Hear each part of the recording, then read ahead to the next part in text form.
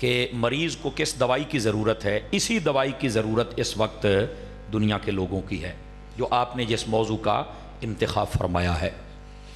याद रख लीजिए, हमारी जो तालीमात दीनिया है कुरान मजीद की सूरत में और अहादीस रसूल सल्लल्लाहु अलैहि वसल्लम की सूरत में, ये तालीम जो अल्लाह ने अता फरमाई ना हमें अपने हबीब के सदके, इसका बुनियादी मकसद ही मुआशरे की इस्लाह है, ये याद रख लीजिए। और हमारी जो तालीमात दीनिया है अगर इनका बगौर मुताला किया जाए तो इनके अंदर सबसे ज़्यादा 3 चीज़ों का जिक्र किया जाता है। एक है अदब, दूसरा है एहतराम। समझ आ रही है मेरी बात की? एक है अदब, दूसरा है एहतराम और तीसरा है मोहब्बत। जिसके अंदर ये 3 चीज़ें आ गई उसको फिर अल्लाह ताला बाकी सारी इबादत का ज़ौक़ भी अता कर देता है, उसको दीन से लगाव भी अता कर देता है, इल्म दीन भी अता कर देता है और उसकी दुनिया भी बेहतर फरमा देता है, उसकी आखिरत भी बेहतर फरमा देता है। और जिस बंदे में ये 3 चीज़ें ना आ सकें वो दुनियावी तौर पर तो अखलाकी मुजरिम है ही है, वो दीनी तौर पर भी अखलाकी मुजरिम बन जाता है कि उसके पास ना अदब है, ना एहतराम है और ना ही मोहब्बत है।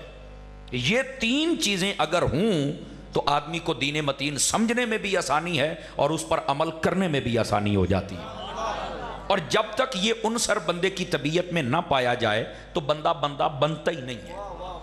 अगर तुमने किसी से मोहब्बत ही नहीं करनी और तुमने किसी का अदब ही नहीं करना, समझ आ रही है, और किसी का एहतराम ही नहीं करना, तो फिर जब तक तुम्हारे दरमियान तुम्हारे दिल में मोहब्बत अदब प्यार है ही नहीं तो उसकी बात कैसे मानोगे, उस पर अमल कैसे करोगे?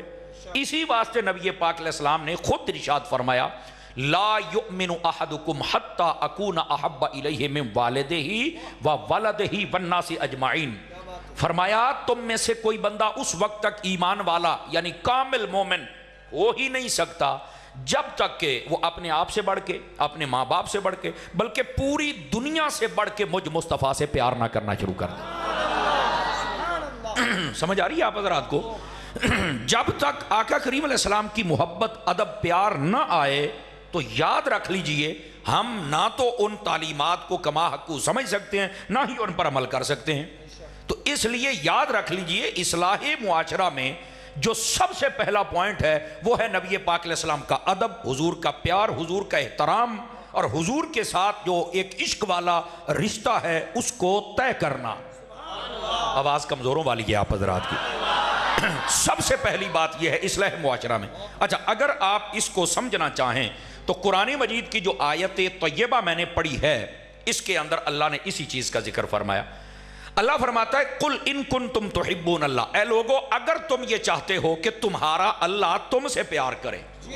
जरा गौर फरमाएंगे आप सभी हज़रात, अगर तुम चाहते हो कि अल्लाह तुमसे प्यार करे तो फिर क्या करना चाहिए? फरमाया फत्तबिऊनी, महबूब इनको कह दो कि तुम मेरी बातें मान लो, अल्लाह तुमसे प्यार फरमा लेगा। अब जरा इस बात को आप समझने की कोशिश करें।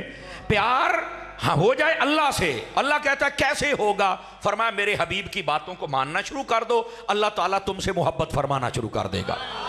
कमाल वाली बात है, मेरा ख्याल है समझ तो जाना चाहिए। उलमा फरमाते हैं मोहब्बत खुदा भी उसे मिलती है जिसको पहले मोहब्बत मुस्तफ़ा मिल जाती है और दीन भी उसे मिलता है जिसको मोहब्बत मुस्तफ़ा मिल जाती है। समझ आ रही है आप सभी हज़रात को? 2-4 बंदे अभी भी चुप शाह बन के बैठे हुए हैं, इतनी सुभान अल्लाह कह रहे हो कि मैनू सुन पवे।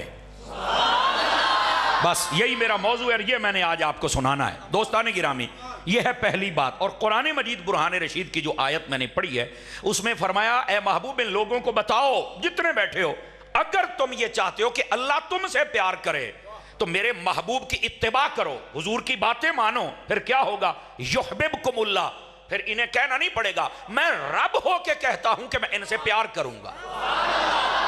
अच्छा, सिर्फ अल्लाह प्यार नहीं फरमाएगा, इससे भी अगली बात है, फरमाया अल्लाह ताला तुम्हारे गुनाह भी माफ फरमाएगा। व यगफिर लकुम ज़ुनूबकुम, अल्लाह ताला तुम्हारे गुनाह भी माफ फरमाएगा। यहीं से उलमा कहते हैं कि ये जो हुजूर की मोहब्बत है ये आदमी के गुनाहों को भी मिटा के रख देती। तवज्जो है भैया आप सब हज़रात की? तो